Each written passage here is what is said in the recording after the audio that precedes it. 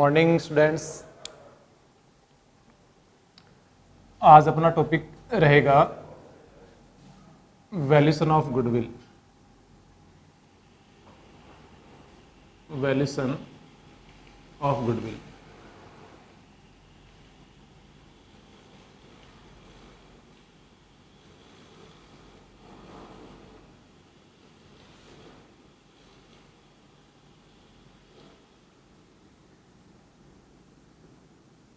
नए साझेदार का प्रवेश। तो कल तक अपन पढ़ चुके थे एसआर और एनपीएसआर, सैक्रिफाइंग रेशियो कैसे निकालते हैं और न्यू प्रॉफिट शेयरिंग रेशियो कैसे निकालते हैं, ओल्ड प्रॉफिट शेयरिंग रेशियो। तो इनके बारे में चर्चा अपन कल तक कर चुके हैं। आज अपन लेते हैं, अपना टॉपिक रहेगा आज का valuation of goodwill. Valuation of goodwill. Valuation of goodwill. जब पाठ की शुरुआत हुई थी उसमें मैंने आपको पॉइंट टू पॉइंट बताया था कि अपने को इस चैप्टर में क्या क्या समायोजन करने हैं, और वो 5 बिंदु मैंने आपको लिखवाए थे। उन 5 बिंदु में ही अपने चैप्टर का पूरा जो समायोजन है, या यूं कहें कि नए साझेदार का प्रवेश है, ये पार्ट अपन पूरा अच्छे से समझ लेंगे। अब वैल्यूशन ऑफ गुडविल, ख्याति का मूल्यांकन। ख्याति का मूल्यांकन। अब देखिए, ख्याति का मूल्यांकन टॉपिक को समझने से पहले आपको यह समझना होगा ख्याति क्या है। ख्याति से आप क्या समझते हैं? ख्याति अपनी भाषा में कहें प्रसिद्धि। किसी व्यापारी की अपनी ईमानदारी, उसकी प्रतिष्ठा, उसके माल की गुणवत्ता और उसकी किसी वस्तु की एकाधिकार, या मतलब बनाने वाले एक ही निर्माता हो और बाजार में उसके ब्रांड की गुणवत्ता होती है, उसका कोई प्रतिद्वंदी नहीं होता है।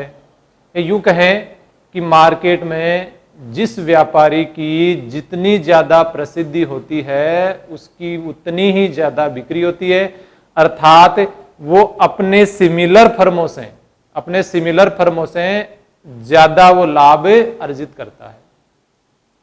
तो ये ख्याति होती है।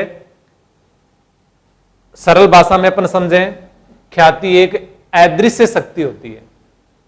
ख्याति एक अदृश्य शक्ति होती है जो ग्राहकों को अपनी ओर खींचती है। ग्राहकों को अपनी ओर खींचती है तथा उनको पुराने स्थान पर लाती है। तो ख्याति एक अदृश्य शक्ति है जिसका अपन देख नहीं सकते, केवल अपन उसका आभास कर सकते हैं। दैनिक जीवन में आपने देखा होगा, बाजार में कभी आप गए हैं, सिमिलर बहुत सारी दुकानें होती हैं।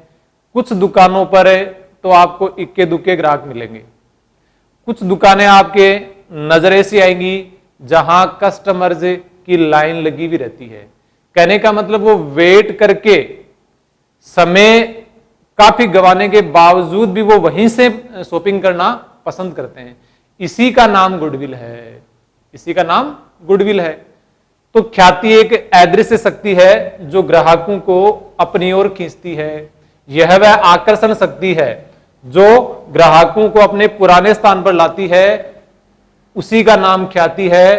ख्याति का जो मूल्यांकन है, करने से पहले अपने को 2 बिंदु और समझने होंगे।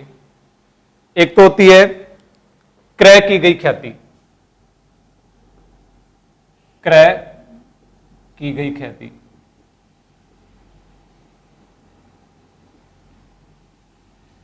क्रय की गई ख्याति। और एक होती है स्व अर्जित ख्याति। स्व अर्जित ख्याति। भारतीय लेखा मानक 38 के अनुसार क्रय की गई ख्याति का ही लेखा होता है, स्व अर्जित ख्याति का कोई लेखा नहीं होता। स्व अर्जित ख्याति का कोई लेखा नहीं होता। अब क्रय की गई ख्याति कौन सी होती है, स्व अर्जित ख्याति कौन सी होती है? तो देखो, क्रय की गई ख्याति वो ख्याति होती है जब अपने कोई नया व्यापार क्रय करते हैं, नया व्यापार क्रय करते हैं और उसका जो परचेज कॉन्सिडरेशन है, क्रय प्रतिफल अपन उसको चुकाते हैं शुद्ध संपत्तियों से ज्यादा, शुद्ध संपत्तियों से ज्यादा। तो जैसे आपने बाजार में 5 लाख रुपए 5 लाख रुपए में व्यापार क्रय किया, 5 लाख रुपए में व्यापार क्रय। शुद्ध संपत्तियां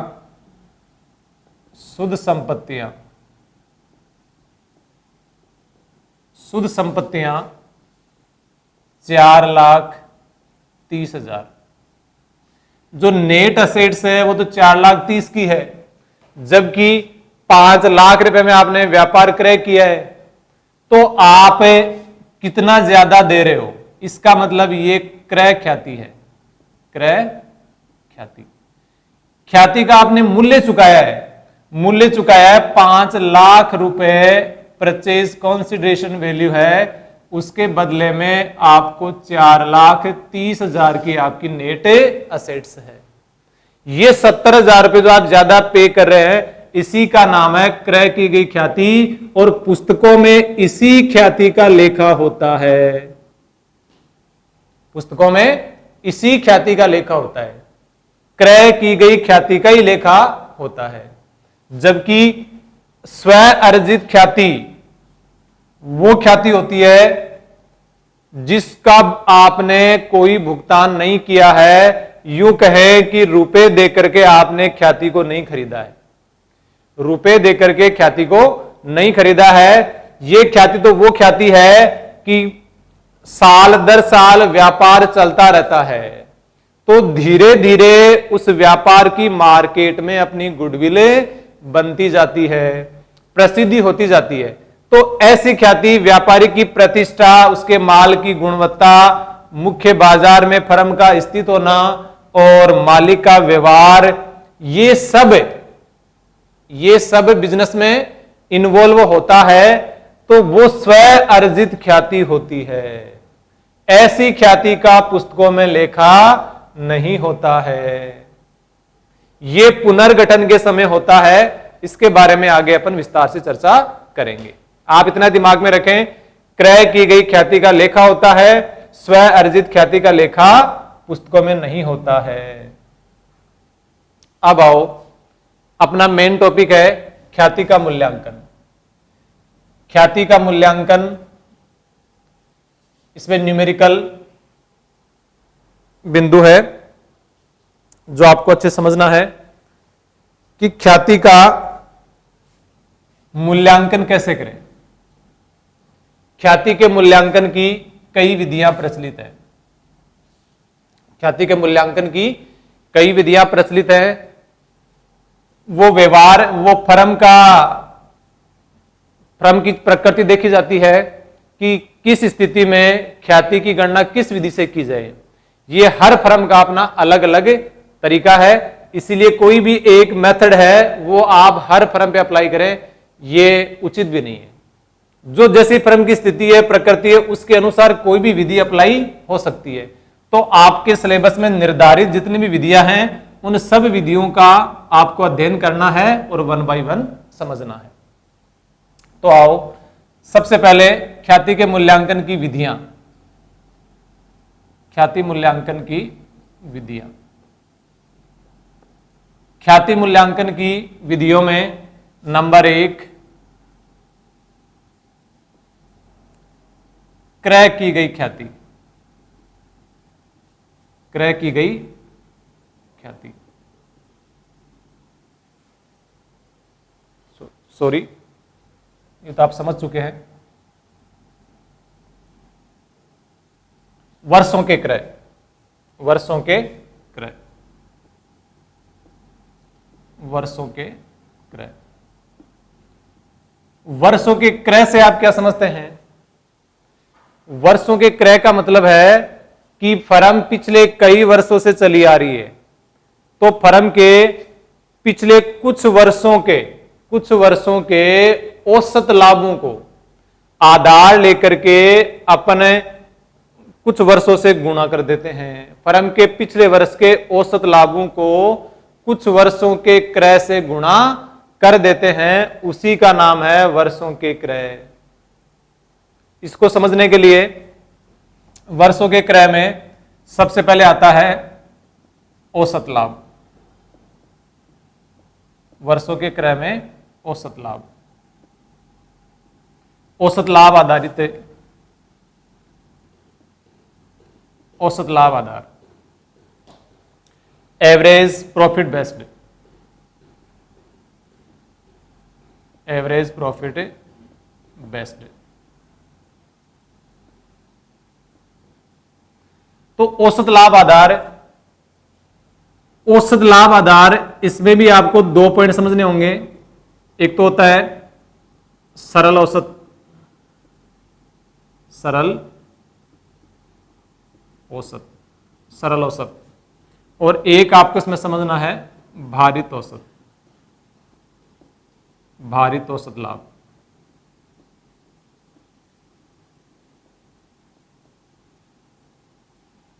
सरल औसत लाभ, सरल औसत लाभ और भारित औसत लाभ। तो वर्षों के क्रय, वर्षों के क्रय का मतलब है कि फर्म पिछले कई वर्षों से चली आ रही है, तो फर्म के औसत लाभ, फर्म के औसत लाभ को कुछ वर्षों से गुणा कर लेते हैं। जैसे दुगुना तो 2 से गुणा कर लो औसत लाभ को, तिगुना 3 से गुणा कर लो, 5 गुना 5 से गुणा कर लो। तो ये वर्षों का क्रय है, ये वर्षों का क्रय है। अब वर्षों के क्रय में 2 आधार चलेंगे। एक तो चलेगा आपका average, average profit based, average profit based. अब एवरेज प्रॉफिट बेस्ड में भी 2 कंडीशन है। एक तो होता है सरल औसत लाभ, एक होता है भारित औसत लाभ। अब आप औसत लाभ का तो मतलब समझ गए। औसत लाभ का मतलब होता है पिछले कुछ वर्षों के लाभ में कुल योग करके जितने वर्ष का लाभ दिया हुआ है उतने वर्ष का भाग दे देंगे। अब यह समायोजन करने के लिए औसत लाभ आधार में चाहे आप सरल औसत से गणना करें और चाहे आप भारित औसत लाभ से गणना करें, एक बात आपको ध्यान में रखनी होगी कि औसत लाभ में भी आपको कुछ समायोजन करने होंगे। औसत लाभ में भी कुछ समायोजन करने होंगे। जैसे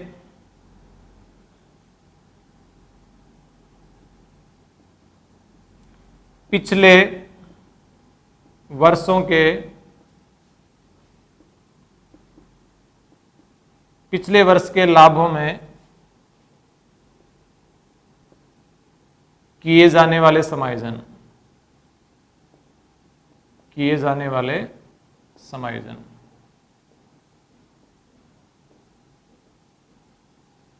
पिछले वर्षों के लाभों में किए जाने वाले समायोजन, जैसे क्या क्या समायोजन हो सकते हैं ताकि अपन सही औसत लाभ निकाल सकें। तो पिछले वर्षों के लाभों में किए जाने वाले समायोजन असामान्य, असामान्य लाभ या आय, असामान्य लाभ या आय घटाकर लिखें।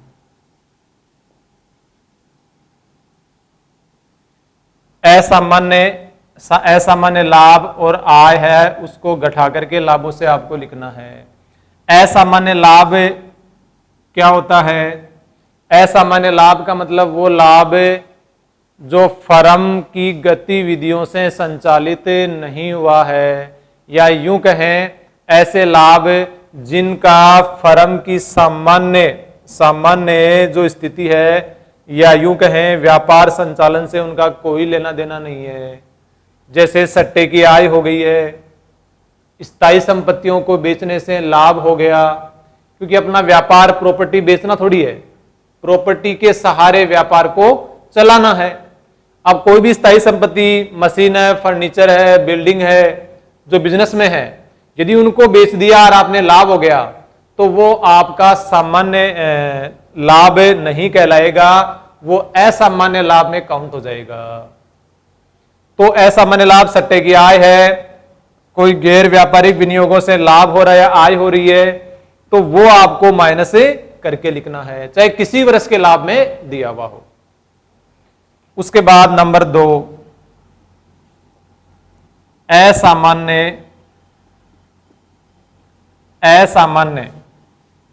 असामान्य हानि और व्यय जोड़कर लिखेंगे। असामान्य हानि व व्यय जोड़कर लिखेंगे।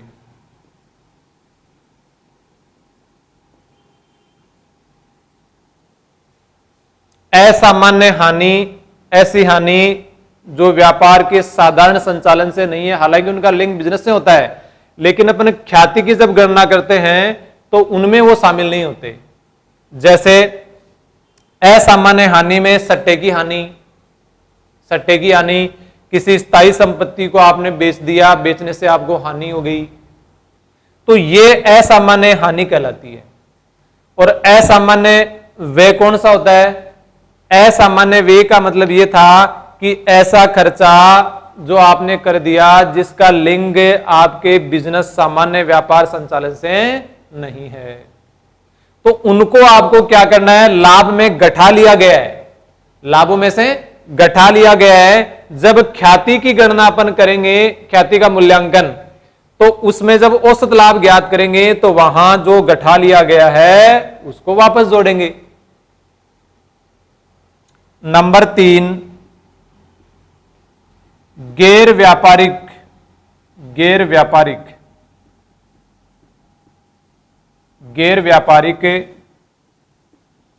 विनियोगों से आय, गैर व्यापारिक विनियोगों से आय। गैर व्यापारिक विनियोगों से जो आय है उस आय को अपन माइनस करेंगे, आय घटाएंगे। गैर व्यापारिक विनियोग से कोई भी आय हो रही है, ऐसे इन्वेस्टमेंट जिनका बिजनेस से कोई लिंक नहीं है, गैर व्यापारिक शब्द आ गया। गैर व्यापारिक जो विनियोग हो गए वो अपन लाभों में से घटा करके लिखेंगे। ऐसे ही गैर व्यापारिक विनियोगों से हानि, गैर व्यापारिक विनियोगों से हानि जोड़कर लिखेंगे। संबंधित वर्ष में उनको अपन ऐड कर देंगे। इन बातों का आपको ध्यान रखना है। आगे जितनी भी विधियां आएंगी, जहां जहां आपको औसत लाभ की आवश्यकता होगी, ये समायोजन आपको दिमाग में रखने होंगे। तो दिमाग में क्या रखना है? असामान्य लाभ या कोई आय होती है जो आपके बिजनेस से, सामान्य व्यापार संचालन से अलावा आय होती है। जैसे आप बिजनेस को संचालित कर रहे हैं, क्रय विक्रय कर रहे हैं, उसका सारा लेखा हो गया, लेकिन उसी में आपने सट्टे की आय शामिल कर ली, स्थायी संपत्तियों का आपने बेच दिया, उसका लाभ आपने इसमें शामिल कर लिया, तो वो अपन क्या करेंगे? घटाकर लिखेंगे। इसके अलावा असामान्य हानि और व्यय। असामान्य हानि कौन सी होती है? आग से माल जल गया, आग से माल जल गया, माल चोरी हो गया, तो ये असामान्य हानि हो रही है।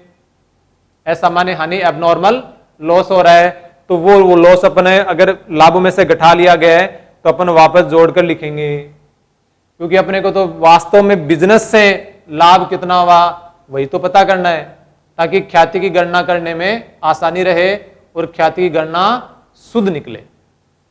इसके अलावा गैर व्यापारिक विनियोग, ऐसे इन्वेस्टमेंट जिनका लिंक आपके नॉन ट्रेड से है, अगर ट्रेड से होता है तो कोई दिक्कत नहीं है, नॉन ट्रेड से है, अगर आपके लाभों में लाभ हो गया और शामिल है, ऐसे विनियोगों से आपको आय हो गई है और वो लाभ है और लाभों में अपने शामिल है, उसको माइनस कर देंगे।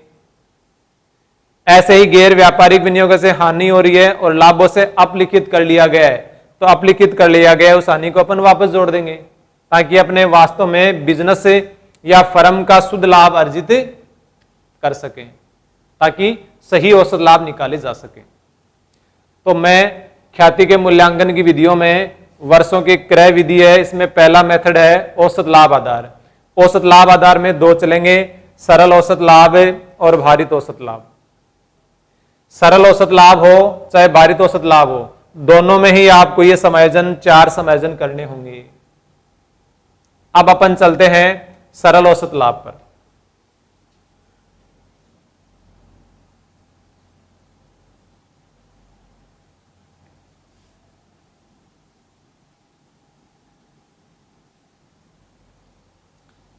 सरल औसत लाभ मीन्स कैसे आप समझोगे? सरल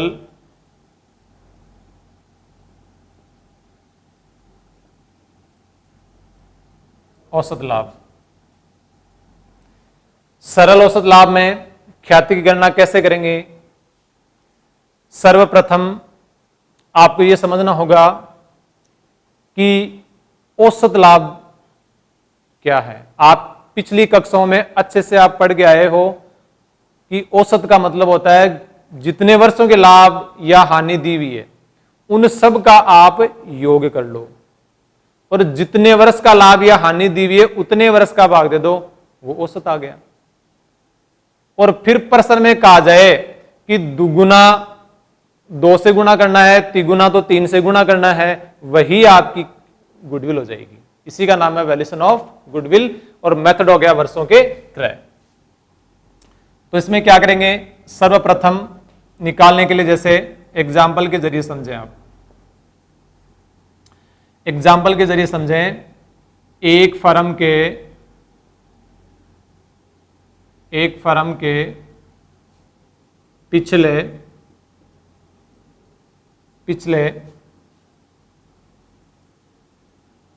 4 वर्षों के लाभ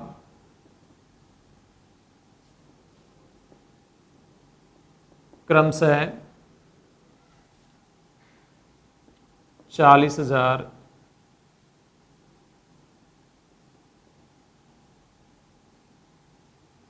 52,000,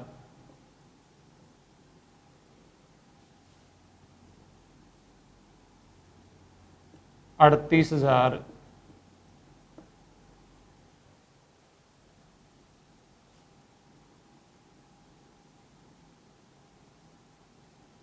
60,000।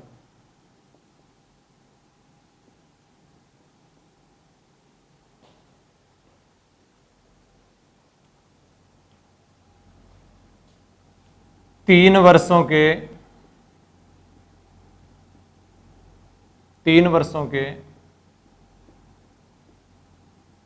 क्रय के आधार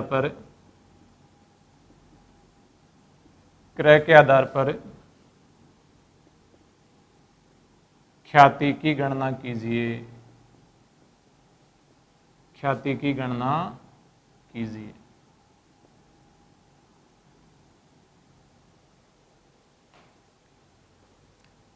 एक फर्म के पिछले 4 वर्षों के लाभ आपको दिए हुए हैं, 3 वर्षों के क्रय के आधार पर आपको ख्याति की गणना करनी है। अब आप समझें, क्या समझना आपको? सरल औसत लाभ का फॉर्मूला आप जान लें। औसत लाभ बराबर पिछले वर्षों के कुल समायोजित लाभ। पिछले वर्षों के कुल समायोजित लाभ हानि, लाभ भी हो सकता है, हानि भी हो सकती है, बट्टा कुल वर्षों की संख्या, कुल वर्षों की संख्या।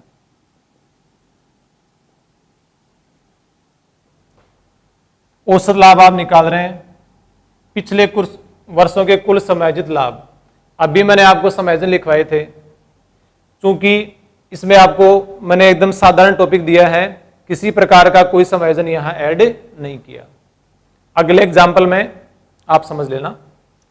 तो ये जो आपको लाभ दे रखे हैं, 4 वर्षों के लाभ दिए हुए हैं, तो अपने को तो औसत लाभ निकालना है, पिछले वर्षों के कुल समायोजित लाभ।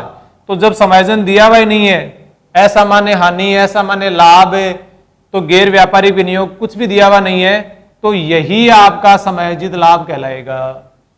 तो आप क्या करेंगे, जोड़ ले 40,000 प्लस 52,000 प्लस 38,000 प्लस 60,000। ये 4 वर्षों का आपको लाभ दिया हुआ है, इसको ऐड कर लेंगे और वर्षों की संख्या 4 वर्ष का लाभ दिया हुआ है। फिर 40, 90, 31, 190, 1,90,000 में 4 का दे दें भाग,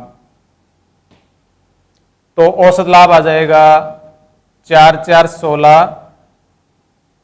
30 28 20, 47,500 रुपए फर्म के औसत लाभ आ गए। क्या आ गए? औसत लाभ आ गए। औसत लाभ आ गए। अब आपको निकालनी क्या है? ख्याति। आपको ख्याति की गणना करनी है, तो थोड़ा ऊपर में लिख देता हूं। ख्याति, ख्याति बराबर शुद्ध औसत लाभ,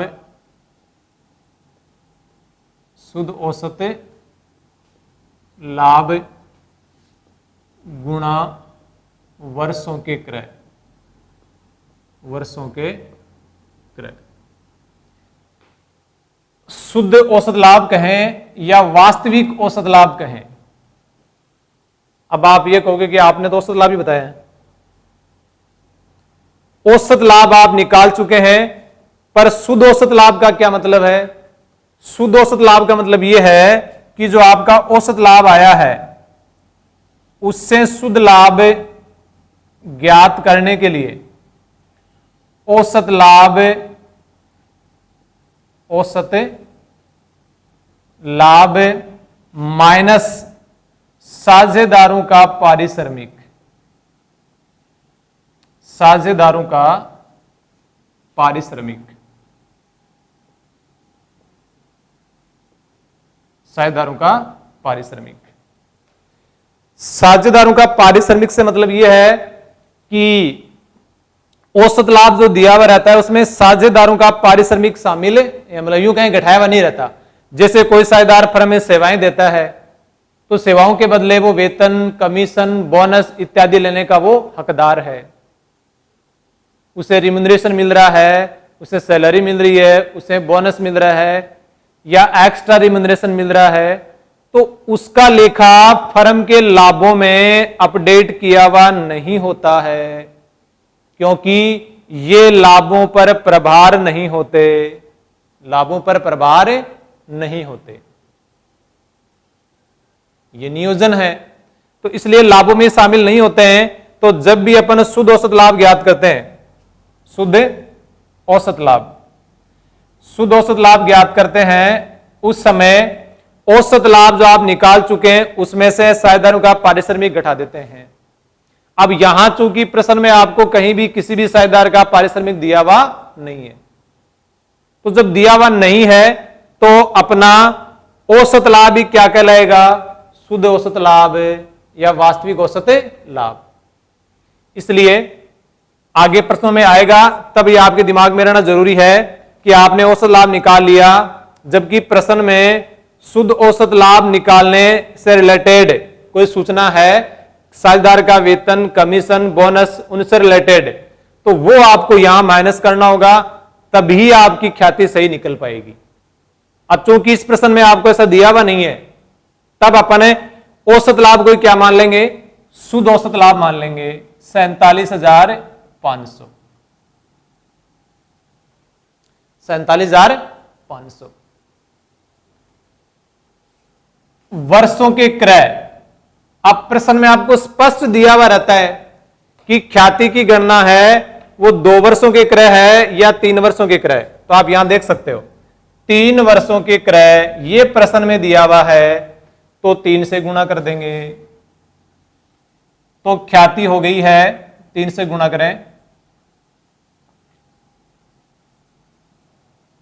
1,42,500, ये फर्म की गुडविल है। बात क्लियर? अच्छे से देख लें। पहली विधि में चल रहे अपन वर्षों के क्रय, इसमें अपने सरल औसत लाभ आधार लिया है, इसमें एग्जाम्पल आपके सामने है, अपने सिंपल औसत लाभ निकाल लिया, और उसके बाद में शुद्ध औसत लाभ दिया हुआ नहीं है पारिश्रमिक, तो औसत लाभ भी क्या कहलाएगा, शुद्ध औसत लाभ कहलाएगा। 47,500 वर्षों के क्रय प्रश्न में दिया हुआ रहता है, गुणा कर दें 1,42,500, ये 1,42,500 ही फर्म की ख्याति है। चले आगे, एक एग्जाम्पल और समझें। देखो एग्जाम्पल अपन लेते हैं,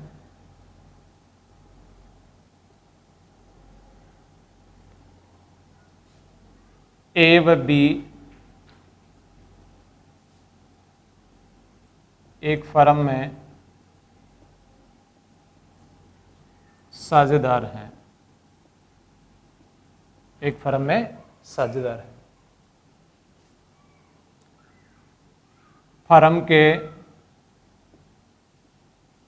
फर्म के पिछले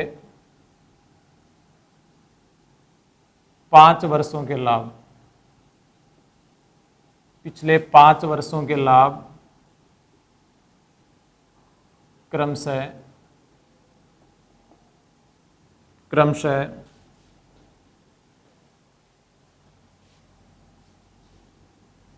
पिछले 5 वर्षों के लाभ इस प्रकार हैं।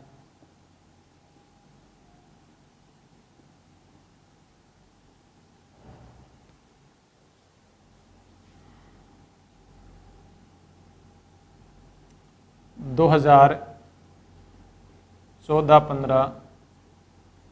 2014-15 12,000 रुपये,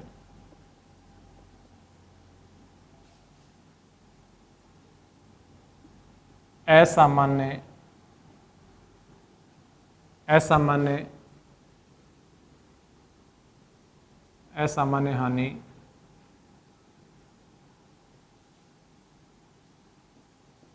अपलिखित की गई,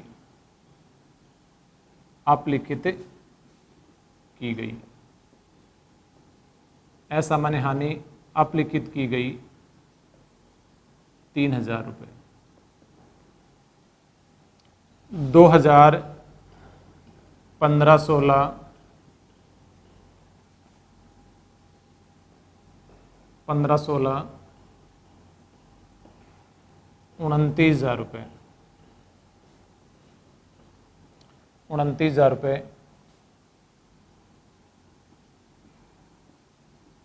सट्टे से आय 4,000 रुपये,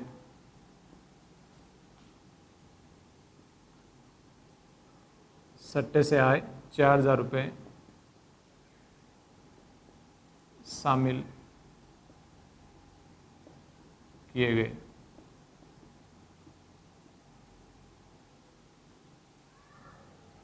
दो 2016-17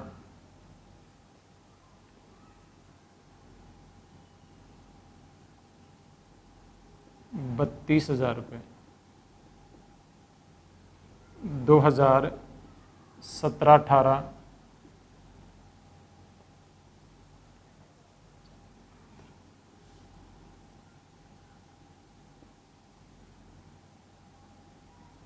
16,000 रुपये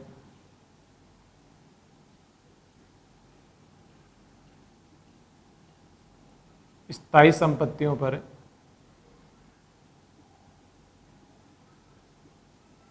स्थायी संपत्तियों पर हास 2,000 रुपये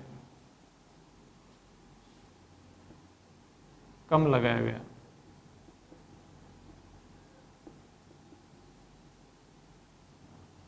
कम लगाया गया 2018-19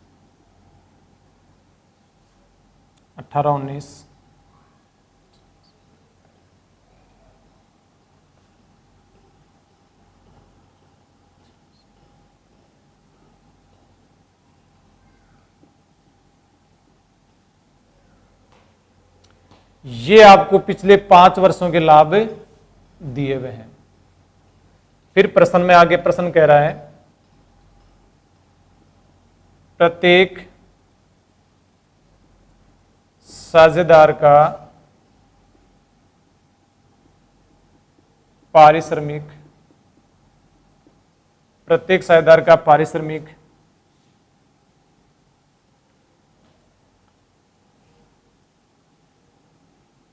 500 रुपये 250 रुपये 250 रुपये प्रति माह होगा, प्रति माह होगा।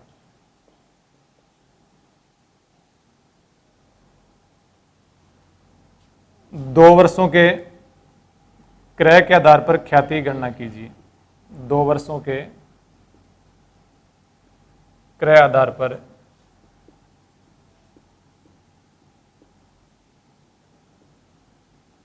ख्याति की गणना कीजिए।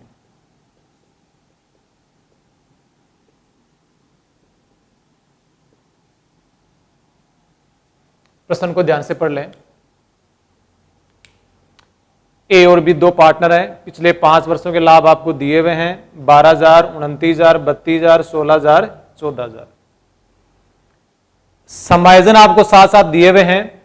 ये समायोजन आपको ध्यान में रखने हैं। प्रत्येक साझेदार का पारिश्रमिक 250 रुपये प्रति माह होगा। 2 वर्षों के क्रय आधार पर ख्याति की गणना आपको करनी है। अब ख्याति की गणना आपको करनी है तो समझ ले आप,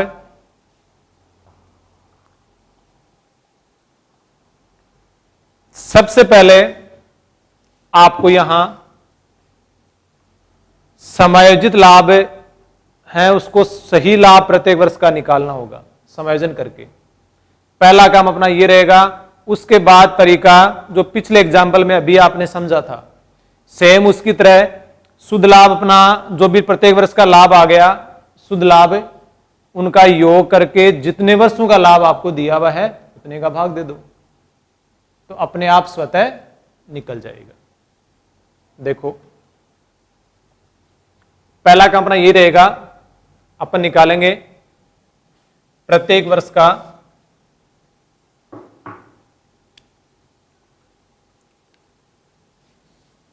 औसत लाभ निकालेंगे। वर्ष शुद्ध लाभ 2014-15 शुद्ध लाभ निकालने का तरीका यह कि लाभ आपको 12,000 दिया हुआ है। अब ये आपको स्वयं को समझना होगा कि असामान्य हानि अपलिखित की गई है तो जोड़नी है या घटानी है। दिमाग में इतना ही आपको समझना होगा कि ऐसा लाभ जिसका लिंक व्यापार से है ही नहीं उसको आप घटा लिया गया है, ऐड कर लिया गया, उसको माइनस कर दें। ऐसी हानि और व्यय जो व्यापार के सामान्य संचालन से है ही नहीं, उसको अगर घटा लिया गया है तो आप उसे वापस ऐड करें।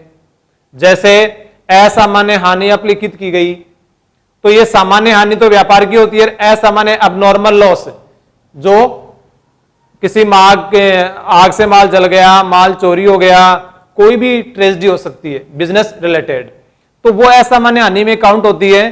तो वो आप अगर लाभों से अपडेट कर ली गई है तो उसको वापस जोड़ें। तो 2014-15 में 12,000 जो प्रॉफिट आया था उसमें अपन 3,000 ऐड कर देंगे। ऐड करते ही अपना सही प्रॉफिट हो गया 15,000। ये आपका सही प्रॉफिट है 2014-15 का। ऐसे ही समायोजन कर लो 2015-16 में। 15-16 में लाभ कितना दिया हुआ है? लाभ आपको दिया हुआ है 29,000, सट्टे से आय 4,000 शामिल है। 29,000 रुपए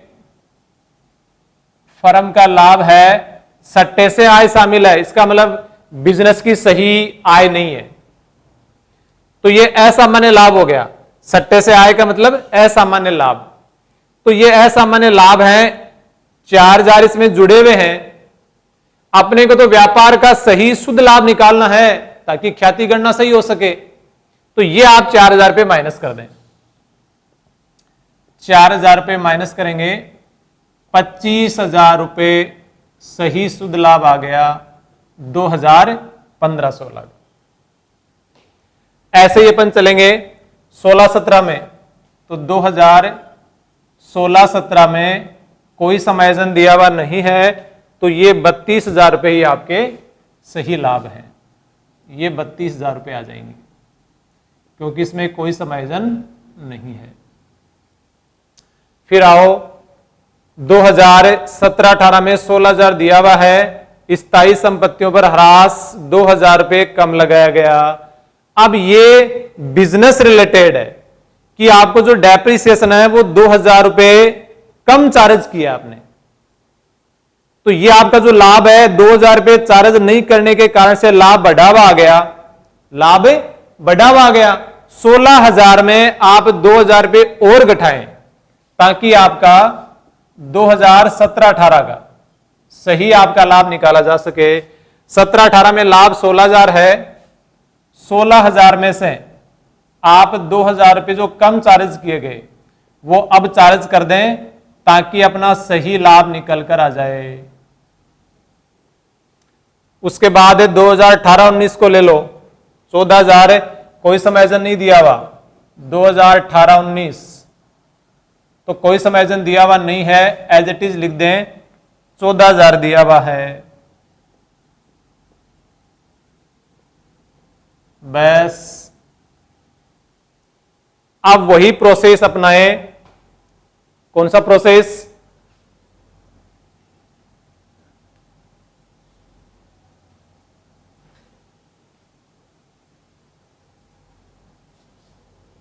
औसत लाभ निकालना। पहला काम आपका रहेगा, आगे बढ़ने से पहले औसत लाभ। औसत लाभ का तरीका पिछले एग्जाम्पल में आप समझ चुके हैं। जितने वर्षों का लाभ दिया हुआ है अपने समायोजित कर लिया, ये सही आपका शुद्ध लाभ आ रहा है। ये आप सूत्र लगा दें, पिछले वर्षों के कुल समायोजित लाभ 15,000, या वहीं टोटल कर लें, वहीं टोटल कर लें 15,000, 25, 40, 40, 72 और 72 और 28, 1 लाख। 1 लाख रुपए ये आपका कुल लाभ हो गया है 5 वर्षों का। तो 1 लाख पिछले 5 वर्षों का कुल लाभ है, कुल समायोजित लाभ। कुल समायोजित लाभ टोटल चेक कर लेना, 40, 32, 72, 72 और 28, 1 लाख। अब आओ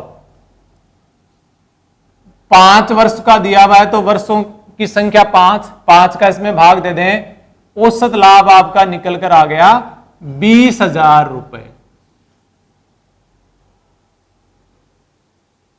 वर्षों का क्रय आपको दिया हुआ है प्रश्न में कि 2 वर्षों के क्रय के आधार पर ख्याति गणना करनी है, तो इसको 2 से गुणा कर दें। नहीं, उससे पहले मैंने आपको बताया था शुद्ध औसत लाभ ज्ञात करना, शुद्ध औसत लाभ ज्ञात करना, ये आप मिस नहीं करें।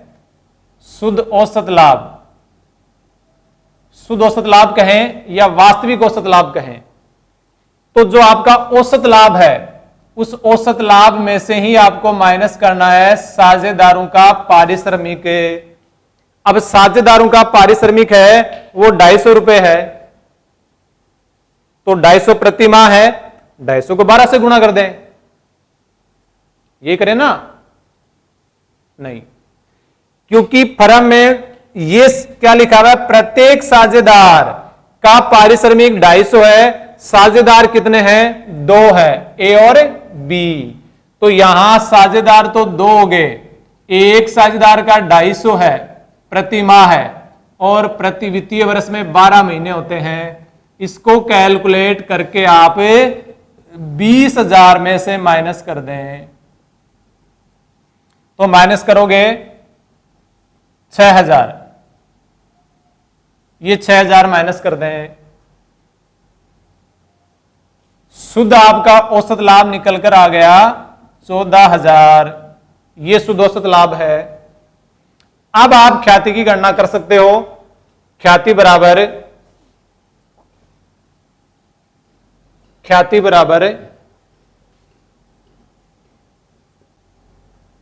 गुडविल, ख्याति को गुडविल बोलते हैं। गुडविल बराबर शुद्ध औसत लाभ 14,000 गुणा वर्षों के क्रय, वर्षों के क्रय प्रश्न में लिखा हुआ है 2 वर्षों के क्रय, तो 2 से गुणा कर दें, बस यही आपको निकालना था गुडविल। क्लियर?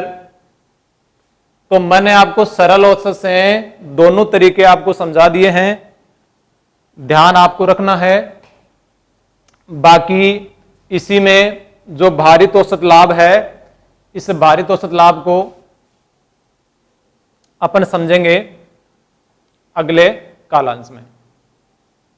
इससे रिलेटेड जितने भी क्वेश्चन हैं वो क्वेश्चन भी आप अपनी बुक एक्सरसाइज और एग्जाम्पल में सारा मैटर दिया हुआ है, तरीका मैंने आपको समझा दिया, प्रैक्टिस आपको करनी होगी, और जैसे ही समय रहेगा तो मैं एक बार आपसे प्रत्यक्ष संवाद करूंगा ताकि आपका रिव्यू लिया जा सके कि कहां तक आप इन टॉपिकों को कर पा रहे हैं, तो जल्दी आपके पास सूचना आ जाएगी।